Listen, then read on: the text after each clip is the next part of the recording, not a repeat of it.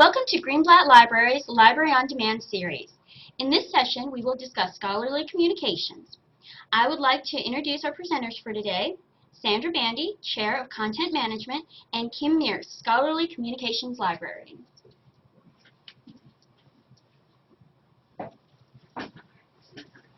Thank you, Lindsay. Our intentions for this webinar will give you an overview of our scholarly communication services that are offered at the Greenblatt Library.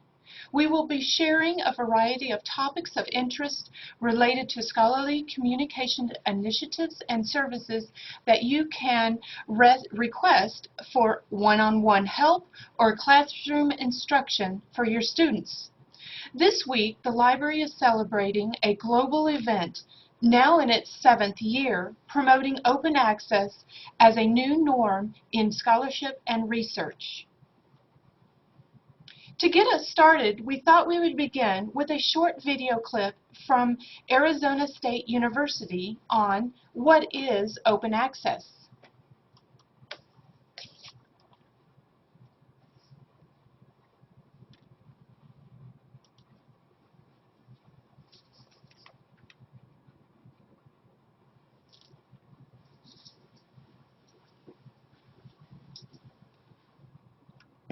On textbooks and course packs. You would always be able to access that perfect article for your research without worrying whether or not the library has a subscription or waiting for interlibrary loans. You could build on that information through reuse and mashups without worrying about copyright restrictions. This is what open access is all about, making scholarly information widely available to everyone online at no cost to you. Open access empowers you to demand access to the information you need to receive a quality education.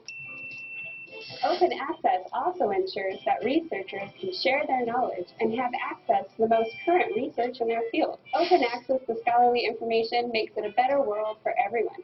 For more information, visit the Right to Research Coalition. Thank you for taking a Library Minute. We're working with you to unlock access to the information of the world.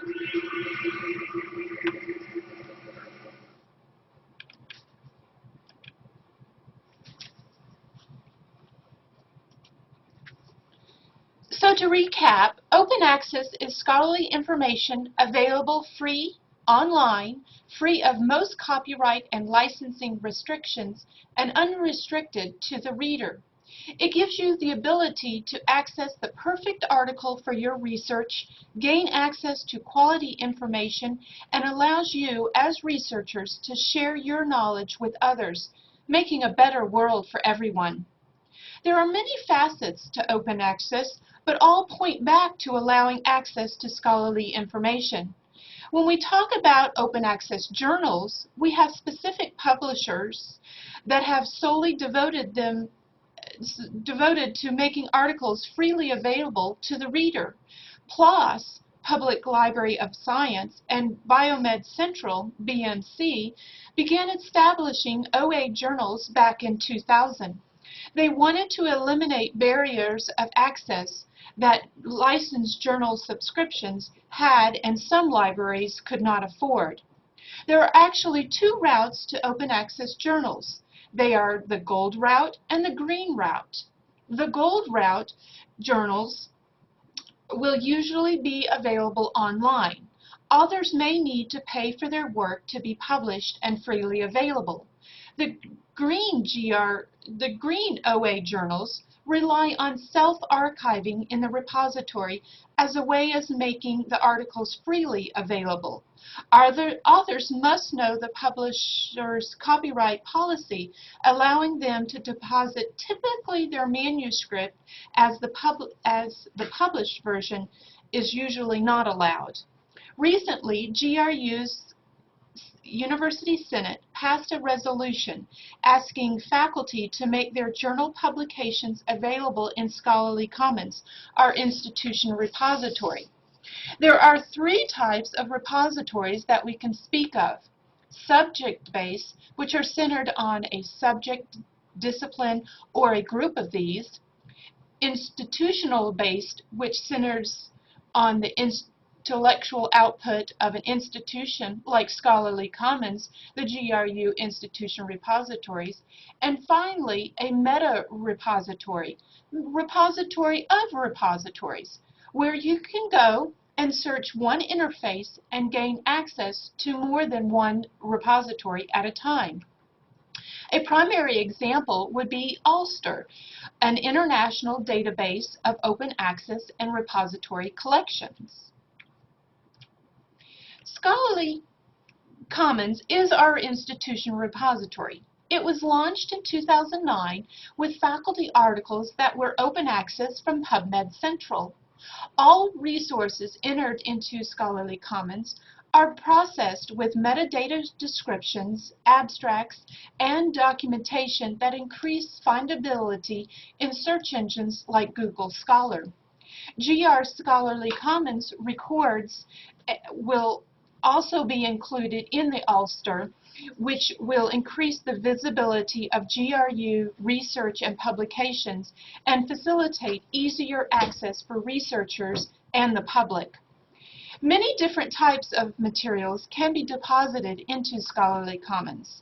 We are currently adding our dissertations and theses, pre- or post-publication manuscripts, conference papers and posters, videos, historical materials such as rare journals, and institutional artifacts such as our course catalog.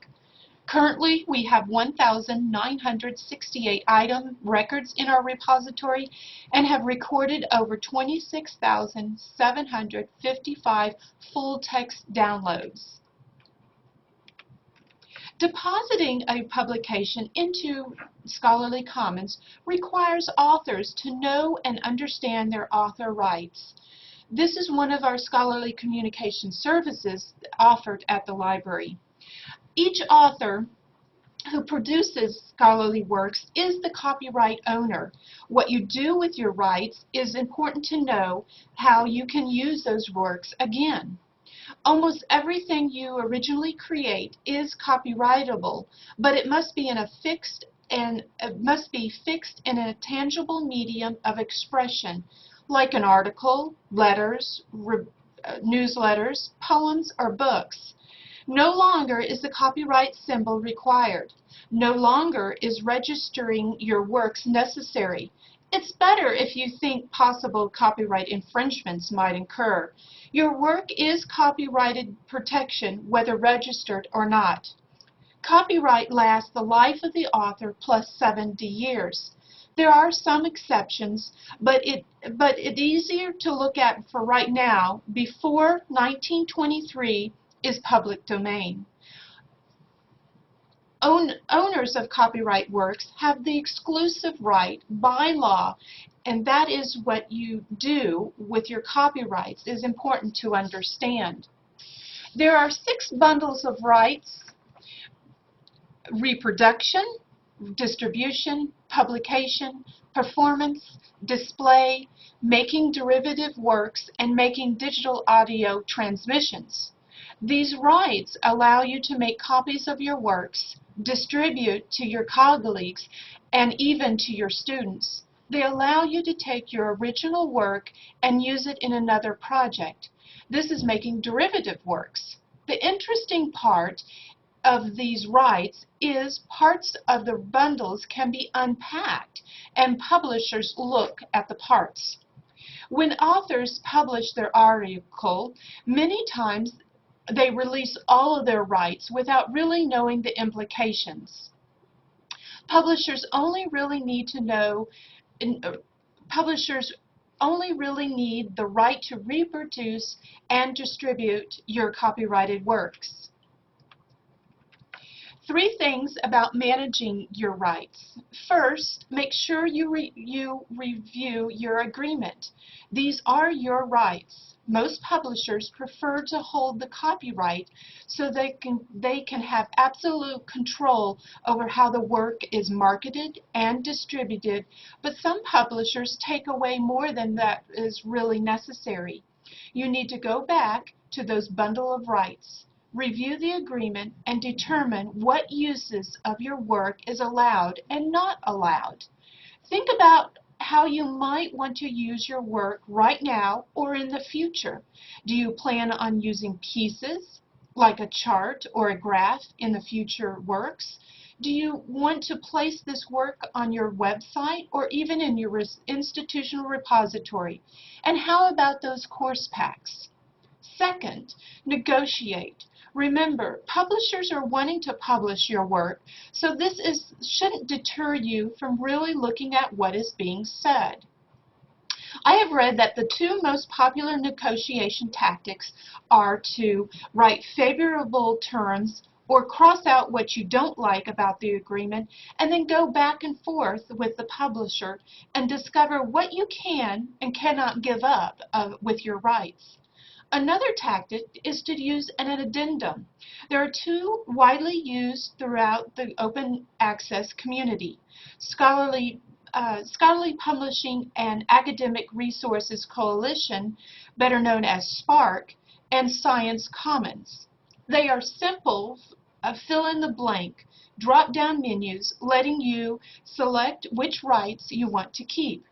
Print the PDF and attach it to your agreement. Lastly, sign your agreement and keep a copy. The reason if you don't have some changes, you want to make sure this is a written agreement stating the changes. Depending on the retained rights, consider making your work available to a much larger audience, like your institutional repository.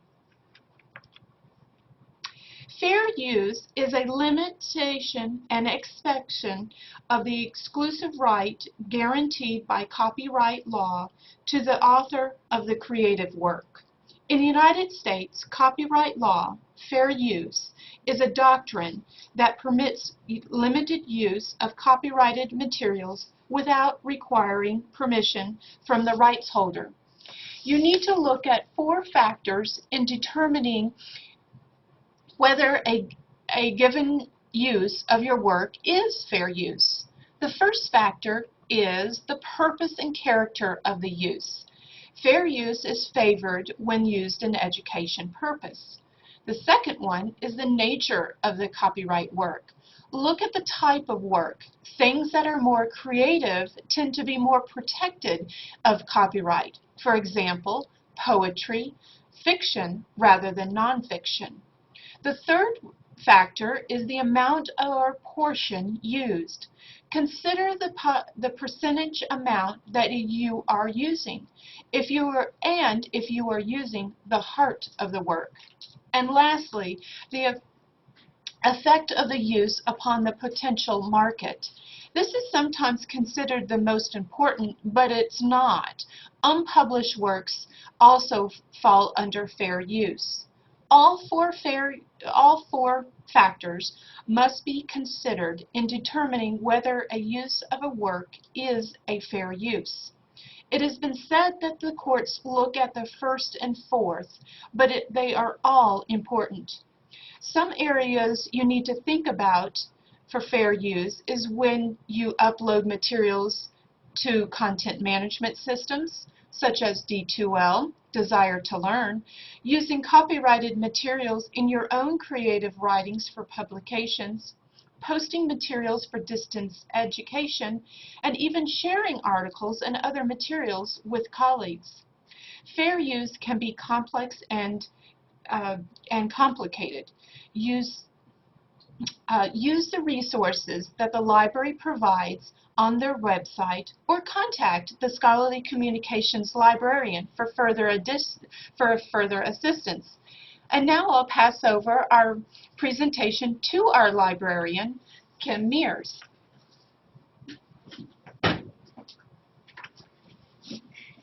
Thank you, Sandra, and we apologize for the technical difficulties at the beginning of the presentation that you couldn't see the first few slides.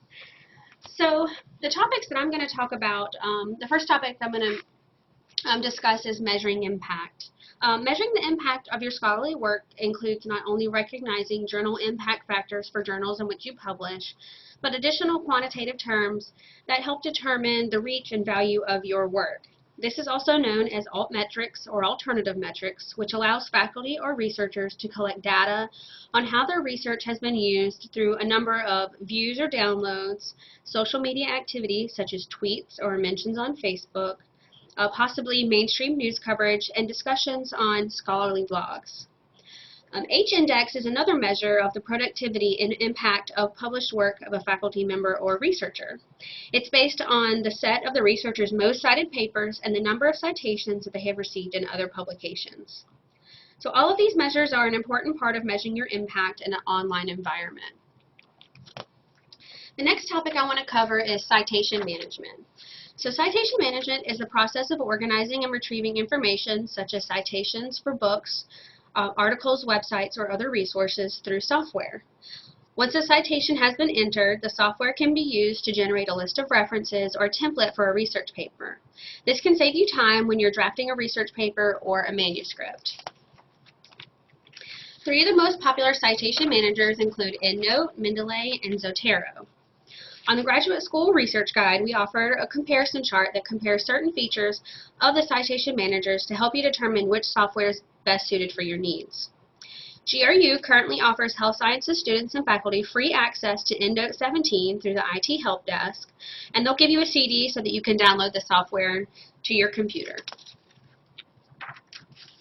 The last scholarly communication service we wanted to cover today is assistance to comply with the National Institutes of Health's Public Access Policy, which ensures that everyone has access to published results of NIH-funded research. It requires scientists or researchers to submit final peer-reviewed manuscripts that arise from NIH funding to the Digital Archive PubMed Central no later than 12 months after publication. Failing to do so could delay in processing of grants and renewals, and we often want to avoid that. We offer assistance in determining applicability of this to your research articles, how to monitor your compliance, how to prepare and submit your manuscript to the submission system, how to navigate the approval process, and additional assistance for any scenarios that pop up throughout the submission process. So if you would like any assistance